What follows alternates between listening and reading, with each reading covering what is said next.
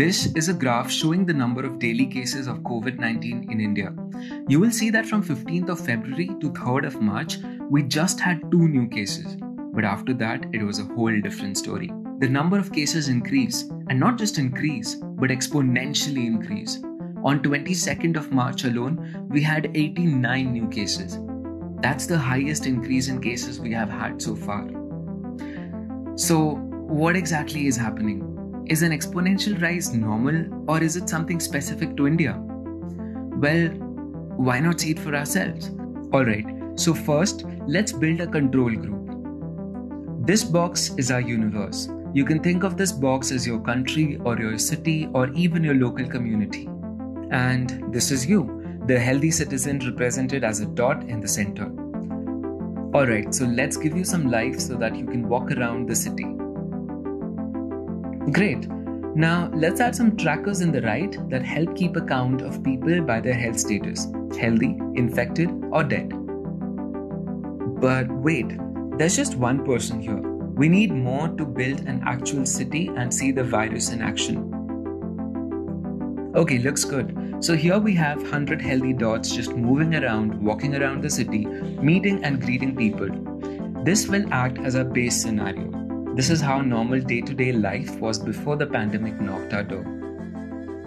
Let's also add a graph to the right that will visualize the change in the health metrics. The red line will indicate the number of sick people and the black line will indicate the number of dead people. Okay, so we are good to go now. Let's now introduce our patient 0 infected with the virus and see what happens. The patient starts affecting few people they meet and the line for the infected people slowly rises. But with time, more people get infected and act as infectants themselves.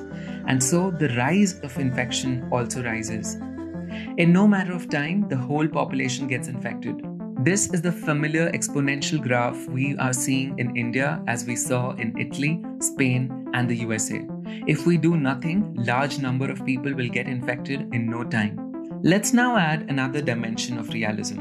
People don't just stay infected, they also recover and they also die. If there is a huge number of people who are sick, the medical system cannot take care of everyone and thus more people die. But if the proportion of sick people is less, doctors can pay attention to all the patients and the recovery is way higher. So let's have a rule wherein if more than 40% of the population is sick, more people die. Otherwise, more people recover. A death will be shown by a dot disappearing and recovery will be shown by the dot turning blue. In this case, we are assuming that once the patient recovers, they will not get infected again. Let's begin.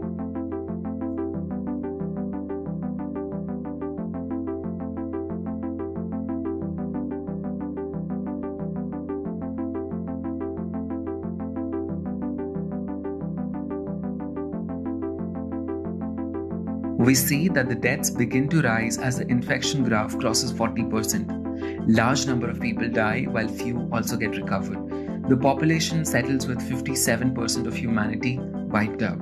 Sure, the rate is exaggerated in this case, but the number will act as our base metric. For our second scenario, let's see what happens if the majority of the population washes their hands with soaps and sanitizers. Instead of people getting infected instantly, now there will be a 70% probability that they don't get infected at all. Okay, action.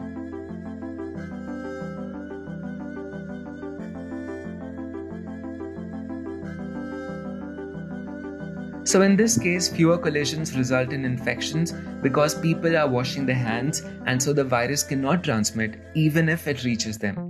This is what happened in South Korea where people took great care of their hygiene.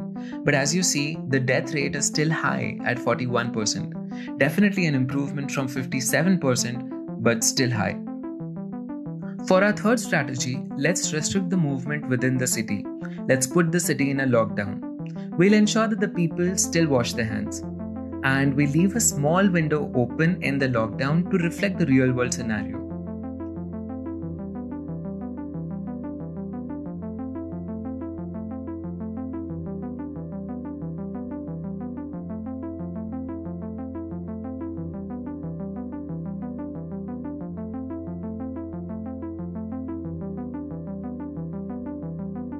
In this example, we see that the deaths have dropped further to 33%. This drop, however, isn't much considering the amount of resources needed to ensure a lockdown. A lot of government officials have to patrol the border areas and ensure nobody crosses it. This requires a lot of effort. What happens if we make the lockdown stricter? Let's say far fewer people can now cross the barrier. Let's see.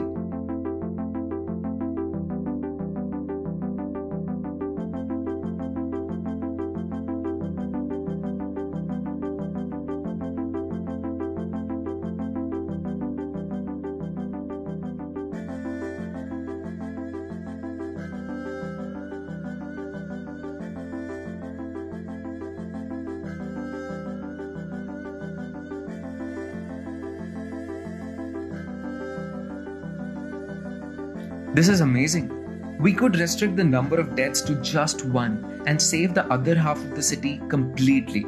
This is what happened in Wuhan after the Chinese government imposed severe lockdown. But wait, what happens if we run the simulation again?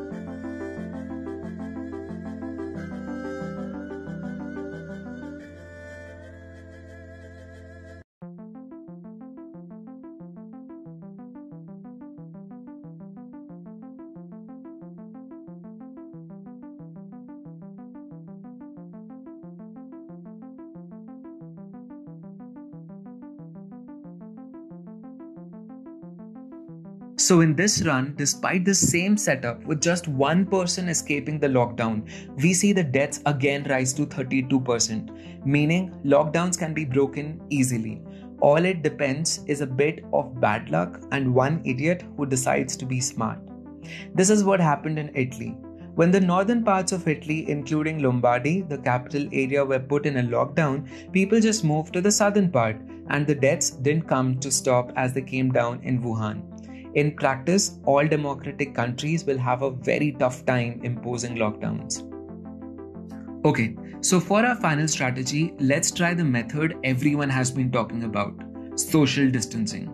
In this case, people stay in their homes and they don't go out as much. Let's remove the lockdown but still ensure that people wash their hands. And let's see what happens.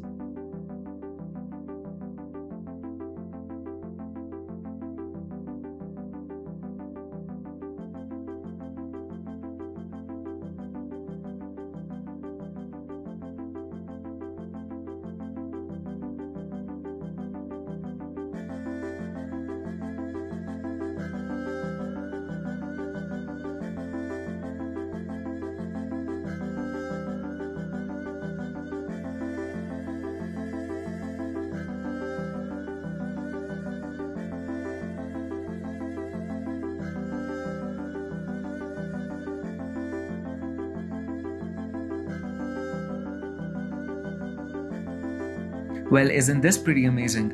With no need for lockdown and people voluntarily deciding to stay at homes, far fewer collisions happen. The risk of community transmission is now so low that the number of patients never exceeds 40%. Thus, the hospitals can now take care of the infected people and the recovery rates increase.